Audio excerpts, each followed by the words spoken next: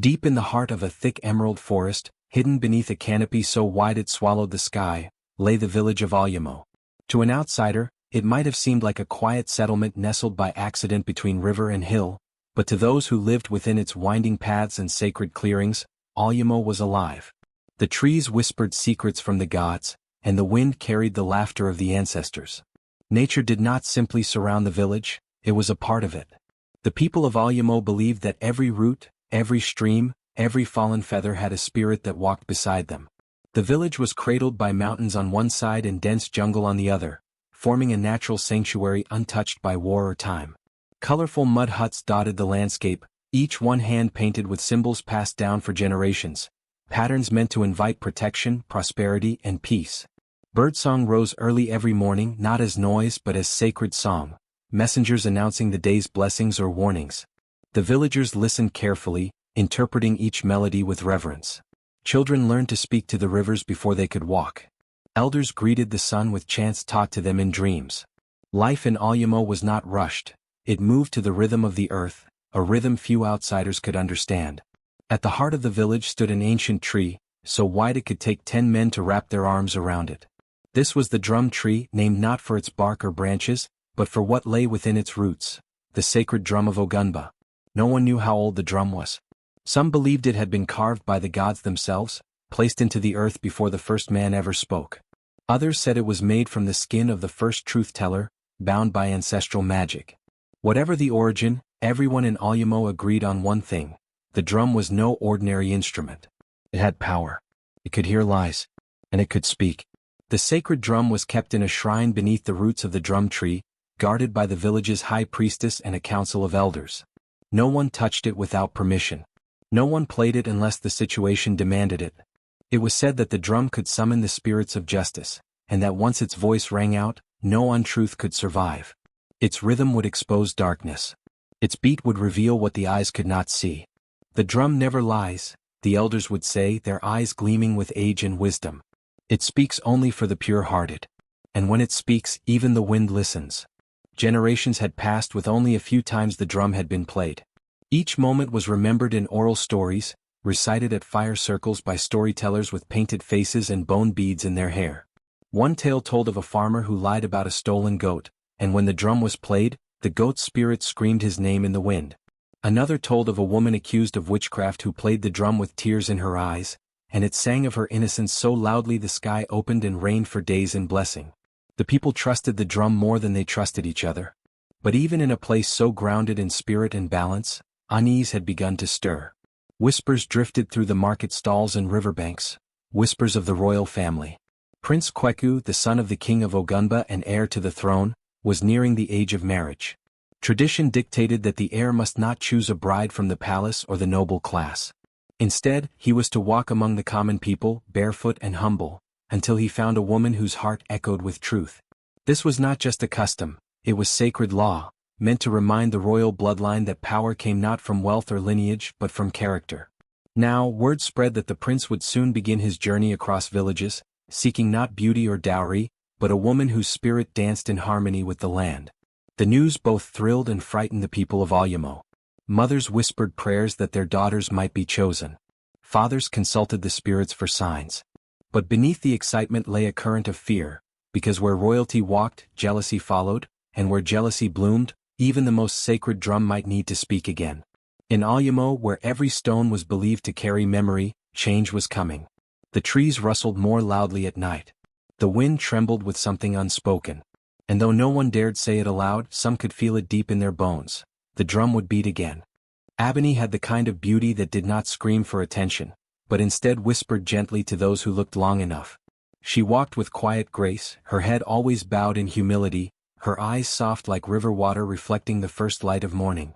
Her skin was the color of smooth mahogany, her hair always wrapped in a faded cloth handed down by her mother, the only possession she had left from the woman who brought her into the world. Ebony's mother had died when she was still a child, and since then, life had been nothing but a long thorned path walked barefoot. She was raised by her stepmother, Madame Juma, a tall, sharp-eyed woman with a voice like a cracked drum and a heart as cold as stone. Madame Juma had a daughter of her own, Zelma, who was just a few moons older than Ebony. From the outside, Zelma was striking, Her clothes were always bright, her face powdered with ground pearls and ash to catch the sunlight, her hair adorned with beads that clicked like tiny bells when she moved. But behind her eyes burned a bitterness that never dimmed. Where Ebony was gentle, Zelma was cruel. Where Ebony stayed quiet, Zelma boasted. And where Ebony earned admiration without asking for it, Zelma fought for it with every breath. Zelma had grown up resenting Ebony's calm spirit, her kindness, and above all, the way people in the village naturally warmed to her without being asked. No matter how tattered Ebony's clothes were, no matter how rough her hands from constant work, there was something about her presence that made even strangers smile. The old women at the well would press fruits into her hands. The children followed her through the market. Even the animals seemed to draw near when she sat alone in the fields. Zelma could not understand it, and that was what made her hate her. Madame Juma saw all this too, and instead of nurturing both girls as equals, she fed Zelma's jealousy like a fire, adding wood every day. "Don't let her fool you with her innocent eyes," she would whisper to Zelma. "She wants what's yours. She wants to shine brighter than you. She wants to be loved more." These words, spoken with venom over years, hardened Zelma's heart into something sharp and dangerous. While Zelma lounged on goatskin mats, oiling her skin and braiding her hair, Ebony rose before the sun to fetch water.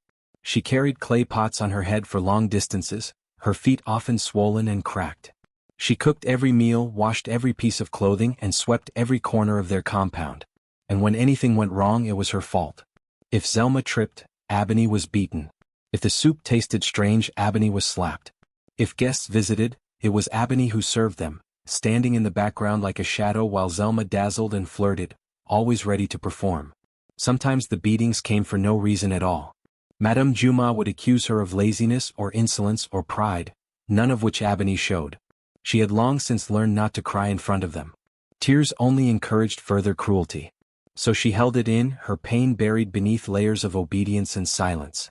The only place she let herself break was the village shrine, tucked away behind the baobab trees where the spirits were said to rest. There, behind the veil of incense and prayer stones, Ebony found a peace the world refused her. She would sit alone on the cool earth, eyes closed, and place her hands upon the small wooden drum left behind by an old priestess. It wasn't the sacred drum of Ogunba, no one was allowed to touch that, but this one, though smaller, had rhythm and soul. When her fingers touched it, something inside her stirred. Her sorrow became a beat. Her hope became a song. She played not with skill but with truth. She never learned formally, never had a teacher. The rhythms came to her as if whispered by ancestors, each beat a confession, a release, a prayer. Villagers sometimes passed by and heard the sound, though they rarely saw who played. The music was soft yet strong, like water carving stone. Some said it made their hearts ache. Others said it healed their headaches. But no one imagined it was Ebony. Why would they? She was just the stepdaughter, the servant girl. Zelma, on the other hand, often claimed credit for it when asked. "Oh, that sound you heard near the shrine? That was me practicing for the festival," she'd say with a coy smile, basking in praise she didn't deserve. And still, Ebony said nothing.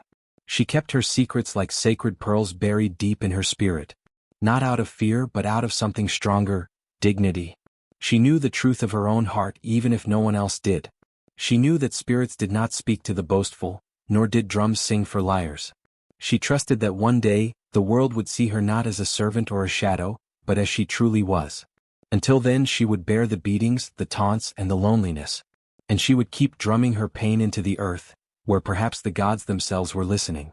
The Festival of Echoes had always been a grand affair in Alyamo, a yearly celebration when the village honored the spirits of sound and voice, those believed to carry messages between the living and the ancestors. It was said that during this festival, even whispers could reach the heavens, and songs sung from the heart could unlock long-buried truths.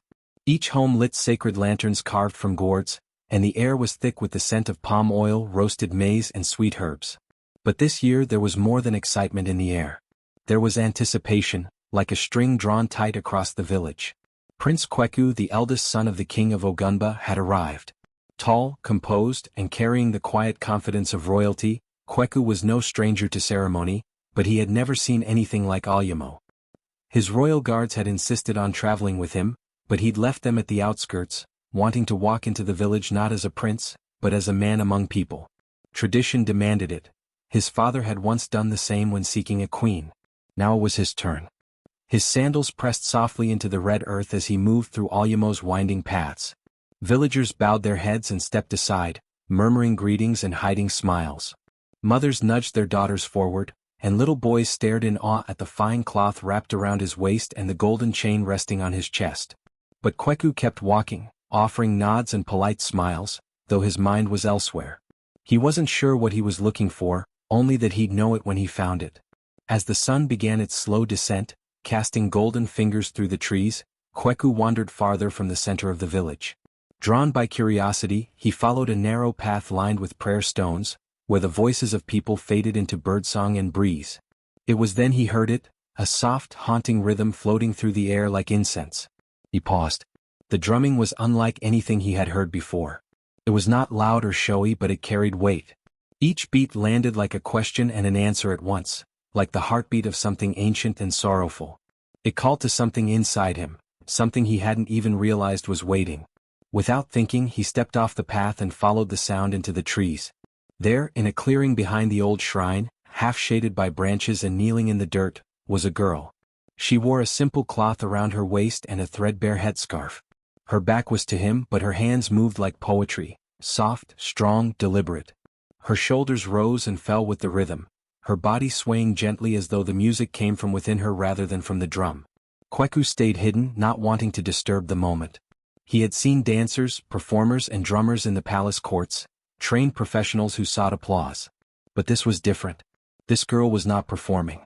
She was confessing, feeling, speaking with something far beyond sight. And though he couldn't see her face, something about her presence stilled the air. He stayed until the drumming stopped, until the girl placed her hands gently on the drum and whispered something he couldn't hear. Then she stood, dusted off her skirt and walked away. Kweku stepped back into the shadows and let her pass, his heart strangely unsettled. He didn't know who she was. He only knew that the rhythm still echoed in his chest. That evening, the village square lit up with torches, and the festival of echoes began in full. Drummers took their places, dancers spun in circles, and griots sang stories older than memory.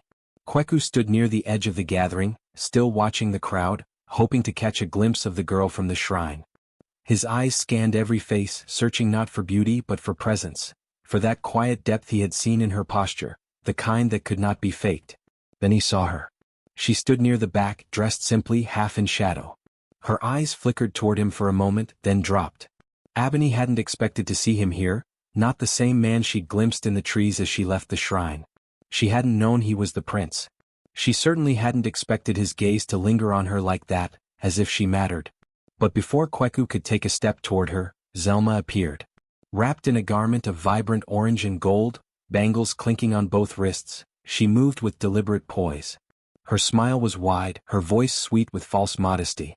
"Your Highness," she said, bowing just enough to be graceful but not so much as to humble herself.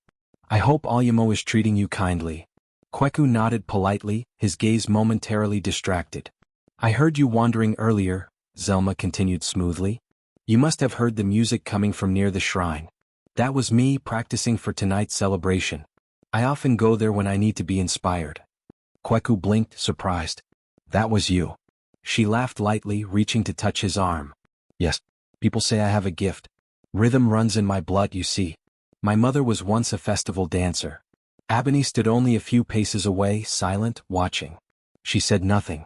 She knew that if she spoke, she'd be accused of seeking attention. If she denied Zelma's claim, she'd be called jealous. And besides, what did it matter? She hadn't drummed to impress anyone. She had drummed to survive. But still, as the prince stood beside Zelma, nodding politely and responding with royal grace, Ebony felt something sink in her chest. Not sadness exactly, but something heavier. A recognition that even the purest rhythm can be stolen if no one is listening for the truth. Kweku, for his part, kept looking toward the girl in the shadows. There was something in her silence that spoke louder than words. Something he couldn't forget. Something that, despite Zelma's shining smile and confident tone, made him wonder if the rhythm he heard earlier was speaking someone else's truth entirely. The air had grown thicker in the days following the Festival of Echoes. Whispers clung to walls and hovered at doorsteps, though none dared speak too loudly. Among those whispers, the name that surfaced most often, too often, was Ebony. Zelma had heard it first by accident. She had risen early, still wrapped in her sleep cloth, when she passed by the elders' circle near the marketplace. There, the prince stood with the high priest, asking gently but persistently, The girl by the shrine, do you know her name? Zelma froze, her heart thudding painfully. Her breath caught in her throat, and jealousy burned through her chest like wildfire. Even after all her careful posing, all her practiced words, the prince was still thinking of Ebony. She turned back home, rage knotting inside her like twisted rope. By the time she reached their compound, her hands were clenched into fists and her mind was already spinning with plans. Madame Juma sat in the courtyard shelling nuts, humming an idle tune. He asked about her, Zelma hissed, pacing. The prince. He asked about Ebony. Madame Juma's humming stopped. She looked up slowly, her eyes narrowing. Her? She repeated, spitting the word. What for? I don't know, Zelma admitted, her voice tightening, but I saw the way he looked at her during the festival. I know that look. Madame Juma's mouth drew into a thin, cruel line. No. No, he will not pick that little rat to be queen. He will not. Not after everything I've done to keep her underfoot. Zelma crouched beside her mother, grabbing her wrist. Then we make him believe what we've always said. That she is not gifted. That she is cursed. Her drumming, it's not talent, it's witchcraft. That's how she enchants people. That's how she gets into their heads. For a moment, Madame Juma was silent. Then she nodded slowly, her fingers tapping rhythmically against the bowl of nuts. Yes, that's how we do it. We don't argue her goodness, we reveal her darkness. That day the rumors began. Madame Juma went first to the herbalists, whispering softly as she bartered for roots. You know Ebony's mother, don't you? The one who died so suddenly? They said she spoke to shadows. That she had secrets. Later she visited the water keepers. It's strange, isn't it, how Ebony always disappears during the festivals. And those songs she plays, they don't sound like any we've taught our girls. Where did she learn them if not from the spirits? Zelma added her own touches. She'd slip comments into conversations with the other young women. My mother says Ebony's music can turn dreams into nightmares. She says it's dangerous to listen too long. Or, have you noticed how the birds always go quiet when she drums? Even the animals know something's wrong. At first, the villagers dismissed the stories. They had known Ebony since she was small, had seen her fetch water and sweep floors and pray quietly at the shrine. But rumors, once born, do not die quickly. And in a village like Alyamo, where spirits were as real as flesh, fear always found fertile ground. Some began to avoid her in the market. Others left gifts of salt and ashes at their doorways to ward off dark energy. Even the children, once eager to braid her hair and hold her hands, now watched her with wary eyes. Ebony noticed it all. She said nothing. She walked with her head lower than before, her feet quieter, her hands constantly at work. But the ache in her chest grew. It was not just the isolation, it was the knowing. The knowing that they were afraid of her. That the rhythm she once offered as healing was now being called a weapon. When Prince Kweku returned to Alyamo 3 days later, the air was sharp with tension. The villagers greeted him respectfully, but they looked at one another too much, their voices hushed as he passed. He could feel it in his bones, something was wrong. He didn't see Ebony anywhere. Instead, Zelma approached him again, this time without fanfare. She wore simple cloth, no beads, no makeup, her eyes swollen as if she had been crying. She clutched her fingers nervously, looking the part of a girl carrying a terrible burden. My lord, she said softly. I must speak with you. Please come. Kweku, uneasy but curious, followed her to the edge of the square, where the noise of the village fell away. Zelma looked at him with trembling lips. It's about Ebony.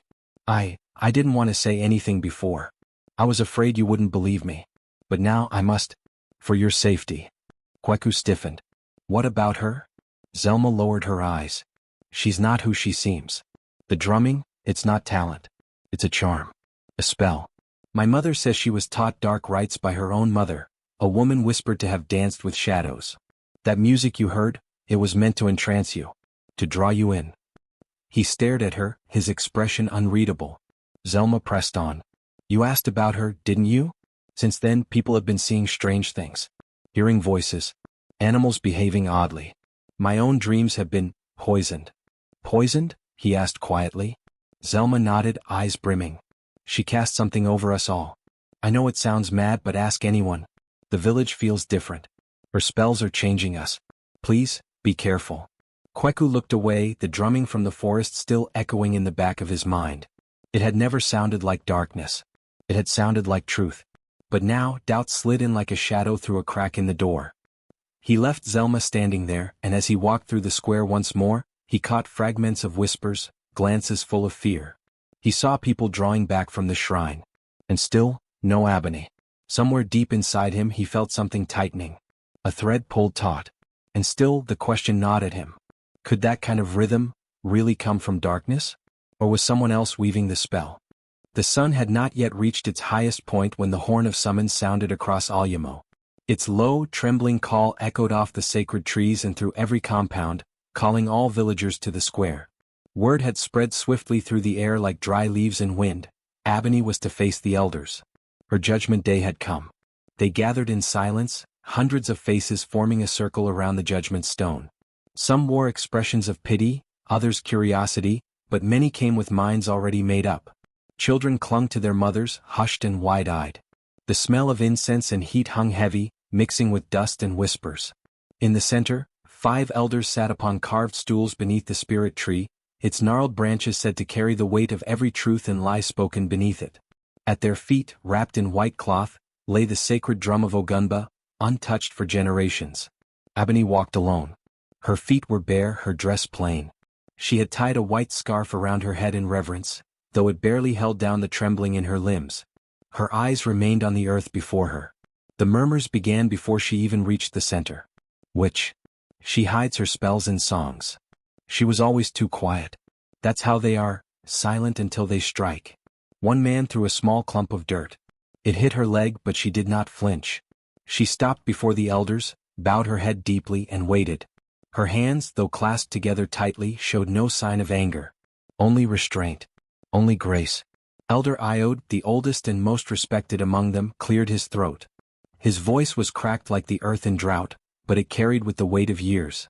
Ebony, daughter of Nun, child of Alyamo, you stand accused not only of deception, but of walking in the ways of the dark path. Witchcraft. Manipulation. Enchantment. A gasp rippled through the crowd, even though everyone had already heard the rumors. Hearing them aloud, from the mouth of an elder, made them solid. Sure. Elder Sod leaned forward. We do not punish gifts, girl. But we cannot allow danger to go unmeasured. Your drumming, it has stirred unrest. The people grow afraid. Ebony raised her eyes at last. They were not fiery. They were not pleading. They were clear and full of ache. I have never harmed anyone, she said. The drum is my prayer, not my weapon. From the crowd, Madame Juma cried out theatrically, then explain this. She stepped forward, holding a bundle in her hands. Wrapped in tattered cloth was a small charm, bones tied with red thread, a smudge of dried feathers and ash. This was found under her sleeping mat. Madame Juma announced. By the spirits, I swear I did not plant it there. It reeks of binding magic. Ask the spirits, they'll confirm it. She handed the charm to Elder Sod, who examined it with a frown. Zelma stood beside her mother, eyes full of tears she had summoned from years of practice. We tried to protect her, she whispered, just loud enough to be heard. We loved her like family. But we cannot ignore the truth. All eyes turned back to Ebony. Her jaw trembled slightly, but she did not cry. I've never seen that charm before. I have no use for such things. My only prayer is the drum. A beat of silence. Then a voice rose from behind the elders. Then let the drum speak. It was Elder Amile, the guardian of the sacred drum. His long gray beard caught the wind as he slowly stepped forward, unwrapping the cloth from the ancient instrument. The crowd inhaled. No one had seen the sacred drum played in decades. It was not for performance. It was not for celebration. It was for justice. Elder Iode nodded solemnly. Ebony. The sacred drum of Ogunba has never lied. It sings only for the pure-hearted. If your spirit is true, the drum will echo your innocence. If you are tainted, the drum will break in your hands. Ebony's breath caught. The sacred drum? She had prayed beside it, dreamed of its rhythms, but never imagined she would be asked to touch it, let alone be judged by it. She stepped forward slowly. The drum was massive, made of elderwood, its skin stretched from the hide of a lion said to have died peacefully beneath the spirit tree. Its carvings shimmered faintly with oil and age, each symbol said to represent a truth of the village. It waited, heavy, silent. She kneeled beside it. And she prayed, not for safety, not for mercy, but for truth to rise above noise. Then she placed her hands on its skin. She closed her eyes. The first beat was soft, just one like a breath. Then another, stronger. And then the rhythm poured from her hands like water from a broken pot. Deep, ancient, full of sorrow and strength. It was not just music. It was memory. It was the story of a little girl kneeling at the shrine to escape cruelty. Of nights she drummed her own pain into the earth so no one would hear her crying. Of joy glimpsed in stolen moments. Of love she held for a world that had never held her. The villagers watched, stunned into silence. The sacred drum answered her touch, not with rejection, not with stillness, but with voice. Its echoes rippled across the square, into the trees, into the bones of every listener. And then, the drum began to glow faintly at its carved edges. A hum filled the air. The spirit tree above shivered, though there was no wind. Madame Juma's mouth fell open. Zelma took a step back. Prince Kweku, who had remained on the edge of the gathering, stepped forward at last. His eyes never left Ebony. There, on her knees, hands pressed against truth itself, she glowed, not with magic but with righteousness. The drumming slowed. Stopped. Silence fell again. A sacred silence. The kind that follows revelation. Elder Amail approached the drum, touched its edge, then nodded slowly. The drum speaks. She is pure. Gasp. Murmurs. A few people dropped to their knees. Ebony stood up slowly. Her face was streaked with quiet tears, but her spine was straighter than ever before. The truth had spoken, not through words but rhythm. Madame Juma, pale and shaking, tried to back away, but Zelma gripped her sleeve, frozen in place. Elder Iode rose to his feet. We have heard the voice of the sacred. Ebony is no witch. She is no curse. She is a child of Alyamo and she walks in the light. And for the first time in her life, the crowd did not see a servant girl or a stepdaughter or a whisper. They saw a truth that could not be silenced. The sacred baobab tree loomed high above the village square, its roots like the arms of ancient gods reaching deep into the bones of the earth. At its base sat the sacred drum, resting in silence, waiting as it had for generations. Around it, every villager stood or knelt, eyes fixed on the girl approaching. Ebony walked slowly, her breath shaky but steady. The dust clung to her feet, and each step felt as though it carried not just her weight, but the weight of her soul. Her fingers tingled with fear and memory. She had never touched the sacred drum before that day's trial, but now she would do so again, not by command but by calling. Elder Iode had granted her one final chance, not to plead, not to defend, but to allow the drum to speak fully.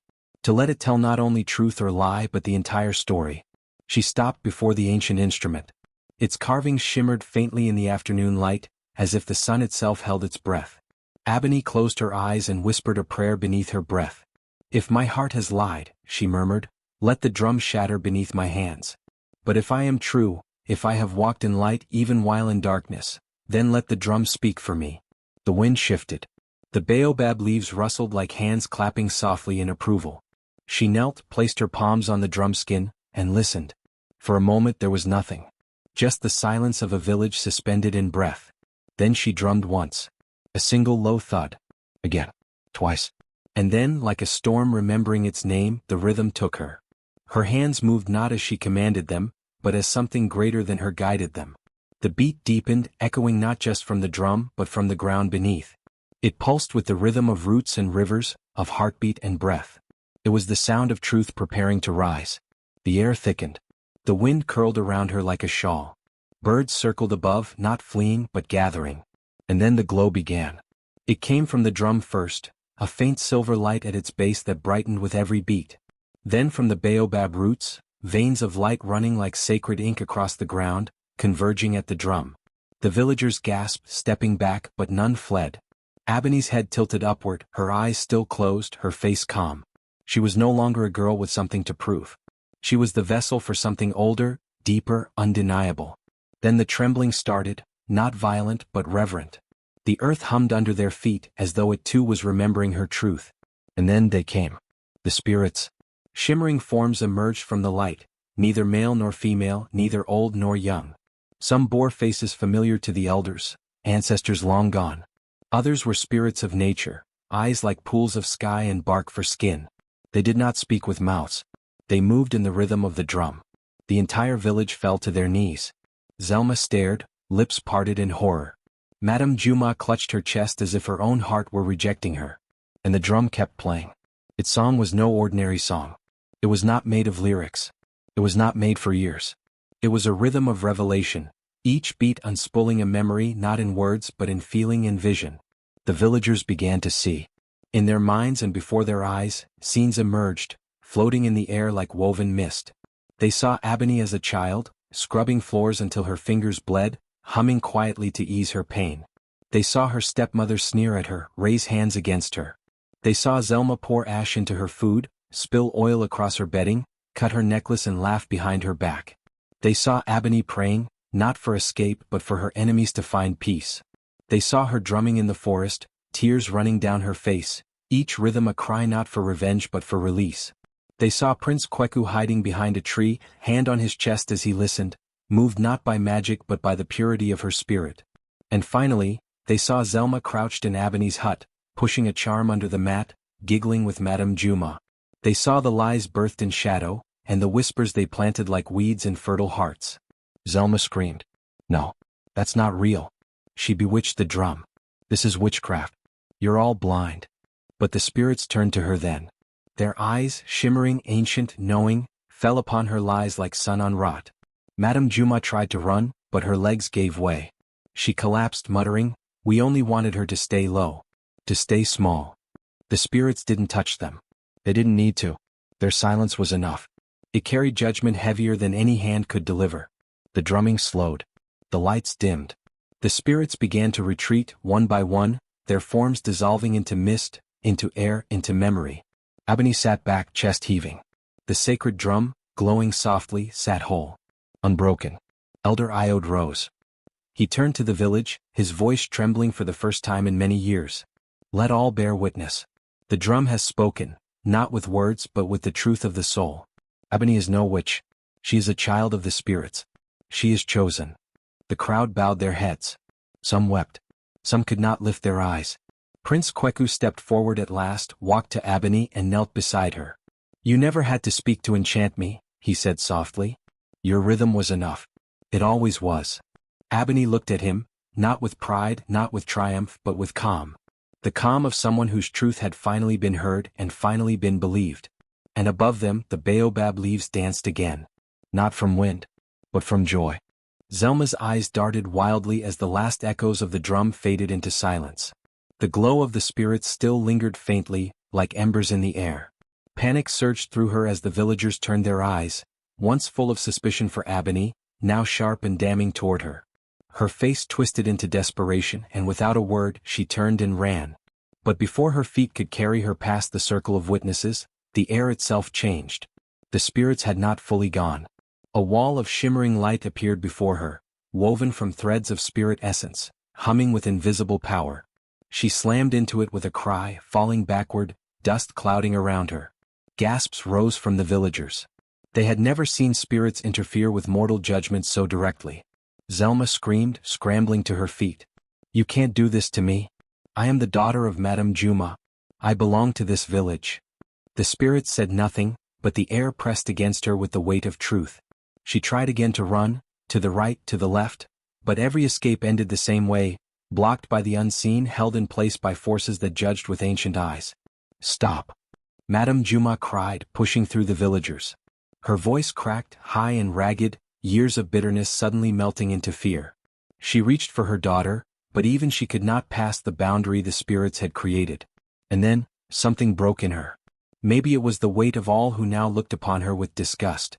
Maybe it was the way the spirits stared, not with hatred but with overwhelming, silent disappointment. Or maybe it was the look in Ebony's eyes, calm, not cruel, that made her see what she had become. "I did it," Madame Juma whispered. No one spoke. The air itself leaned in to listen. "I planted the charm," she said louder, voice trembling. "I made the rumor. I told Zelma to tell the prince she was bewitched.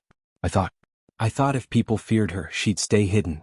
That no one would ever see her for who she truly was." She looked at Ebony now, her voice cracking like thin ice. "You reminded me too much of the woman your father loved before me. You had her face. Her kindness. I couldn't stand it." Silence. A single woman in the crowd covered her mouth with a hand and whispered, "We believed you." A man shook his head. "We accused an innocent girl." Prince Kweku took a step forward, his voice heavy with regret. "And I stayed silent when I should have spoken. I doubted what I saw with my own eyes. Ebony, I was weak. I let fear cloud my heart. He turned to the elders and bowed his head deeply. I ask not only for her forgiveness but for yours. I let injustice bloom when I could have pulled it out by the root. Elder Iod rose slowly. His eyes were hard with sadness. A lie once planted grows quickly if no one challenges it. This is a lesson we all must carry. He faced Madame Juma. You who were trusted as a mother, sowed hatred in a child's life. You twisted the love of this village into suspicion. For that exile. Madame Juma dropped to her knees. Please, don't cast me out. This is all I have. You chose to betray it, Elder Saad said firmly. You may not walk these grounds again. The spirits have passed judgment and now so must we. Two warriors stepped forward, their faces expressionless. Madame Juma wept as they led her away, not with chains but with silence more painful than iron. Then the elders turned to Zelma, still trapped within the invisible boundary. She is not beyond redemption, Elder Amil said quietly. But she must find her own truth. They made their decree. Zelma, daughter of Juma, you shall wander the forests of Alyamo. You shall hear no voice but your own, until the day your heart sings true. You may not return until the spirits guide your feet back. The glowing spirits began to move again, this time forming a path through the trees, a corridor of shimmering light leading into the deep forest. Zelma sobbed, begged, pleaded, but the path would not change. Her punishment had been chosen by a justice older than words. Slowly, reluctantly, she stepped toward the path. A single spirit floated beside her, a guide, perhaps, or a witness. She disappeared into the forest, her sobs fading with the rustle of leaves. The village square was still. Then someone began to kneel. Then another. Soon the entire village was bowing, not in fear but in reverence, to Ebony. She looked at them not as a queen, not as a victor, but as herself. The girl who once played her sorrow into the soil, now standing in the light of her own truth. The village of Alyamo awoke the next morning in quiet reverence. The air felt lighter, as though the forest itself had exhaled after holding its breath for far too long. Smoke from cookfires rose in soft spirals, children played carefully around the great baobab, and elders moved slowly, still carrying the weight of the day before in their eyes and bones. At the center of it all stood Ebony.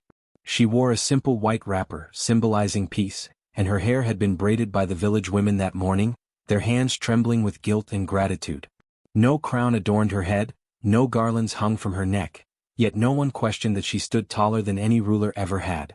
Elder Iod called the village to gather once more. No judgment was to be passed this time, only honor, restoration, and recognition of the truth that had come forth like water from stone. Before all, he took Ebony's hands in his and raised them. We name her guardian of the sacred drum, he announced, his voice filled with both reverence and regret. She who never lied, never cursed, and never struck, though the world struck her, shall be the one to protect our most sacred truth. The villagers bowed. Some openly wept. A few whispered prayers, asking the spirits for forgiveness for their blindness. Children clutched their mother's skirts, peeking up at the girl who now seemed more myth than mortal. But Ebony's face was not proud. It was calm. The calm of someone who had walked through fire and returned not burned, but brighter. I forgive you, she said quietly, her voice carrying through the hush like wind through reeds. All of you.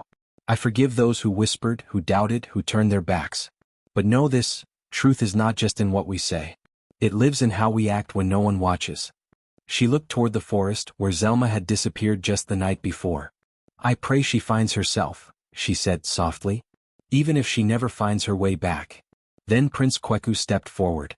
He had shed his royal cloak, wearing instead a simple tunic, his feet bare, dust rising with each step.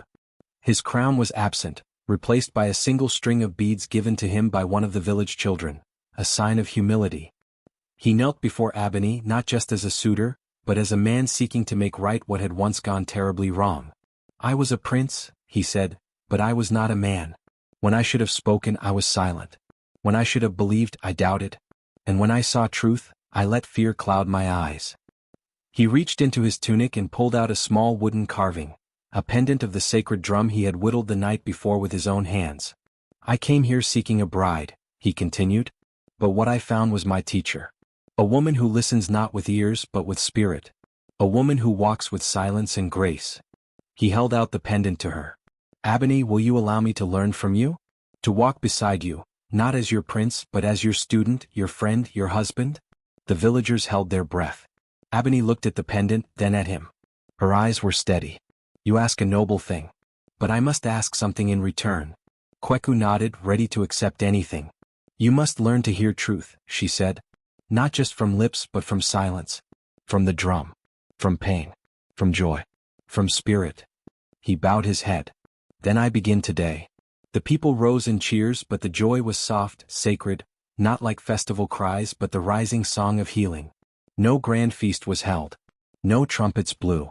Instead, the village shared a quiet meal beneath the baobab, and Ebony sat beside the drum, playing gentle rhythms as children drifted to sleep in their mothers' laps. In the weeks that followed, Ebony built her home near the sacred grove. People came not to worship her but to ask for guidance, to find their truths. She never judged. She only listened. And when she played the drum, people often wept, not from sadness but from recognition. In her rhythms they heard themselves clearly for the first time. Prince Kweku remained in the village, no longer as royal guest but as a student of spirit. He fetched water, tended goats, and sat daily at Ebony's feet, learning to listen. Slowly his heart opened. Not just to her but to the rhythms of the world he had long ignored. And so the sacred village of Alyamo healed. Not because evil had been cast out, but because truth had been welcomed in. And at its heart stood Ebony, the girl once accused, now called guardian. Not chosen by crown or council, but by the drum that never lies. The sun hung low above the horizon, casting golden light through the leaves of the ancient baobab tree. Beneath its vast arms, a group of children sat cross-legged, eyes wide, breath held as they waited for the story. They had heard pieces of it whispered by their mothers, half sung by their fathers, but today they would hear it from her. Ebony. She sat on a carved wooden stool beside the sacred drum, now faded by time but still whole, still humming with unseen power. Her hair was streaked with silver, her voice softer than it once was, but her presence, calm and deep as still water, held the children as surely as any spell. You want to hear the story again? She asked, though she already knew the answer. A dozen heads nodded quickly, curls bouncing, eyes shining. She chuckled, low and warm, and rested her hand on the sacred drum beside her. Very well. But remember, this is not a tale of magic. It is a tale of truth. And so she began. She told them of a village where spirits walked with the wind and the trees whispered secrets to those who listened. Of a girl named Ebony who drummed not for power but for peace. Of a jealous stepsister named Zelma, who once mistook beauty for weakness and kindness for deceit. Of a lie that nearly buried the truth, and of a prince who had to lose everything to finally learn to see. The children leaned forward, mouths parted in awe. She told them of the day she was accused, the day the village turned against her, and how the sacred drum, silent for generations, chose to speak. Not with words, she reminded them, but with rhythm. With spirit. They all looked to the drum now. It sat quiet, still beneath the baobab, wrapped in woven cloths to protect its sacred hide. No one had touched it since that day, not even Ebony. Not unless truth was again in danger. She let the silence linger for a long breath before finishing the tale. And when the drum spoke, she said, tapping her heart, it spoke not for me but for truth. Because in a world of lies, truth has its own rhythm. And if your heart is steady, you'll always hear it. The children sat in reverent quiet. Some smiled, some looked solemn, but all listened as if their souls were drinking in each word. Just then the wind shifted. Leaves rustled behind the tree line. A figure emerged from the forest path, walking slowly, wrapped in a robe of bark-dyed cloth. On her back she carried a small drum, carved from forest wood, worn smooth by time and travel. Zelma. The villagers, now older and gentler, watched her come. No one shouted. No one ran. Her head was bowed and her steps careful, like someone walking through memory. Ebony looked up and met her gaze, not with anger, not with fear, but with something deeper, recognition. Zelma stepped forward until she stood just outside the circle of children. She removed the drum from her back and knelt, placing it gently on the ground. It has taken me many years, she said quietly, to hear anything but my own voice. But in the silence I found myself. Her voice trembled and the years were visible now, not on her skin but in her spirit. I do not ask to stay, she continued, only to play this drum beside yours, once. As a song of truth. Of what I've learned. Ebony looked to the sacred drum, then to the children. You may, she said. Zelma sat beside her and lifted her handmade drum. The two women closed their eyes. Ebony placed her hand on the sacred drum, but did not strike it. Instead she waited. And slowly Zelma began to play. A gentle, steady rhythm. Not flawless but honest. It spoke of regret.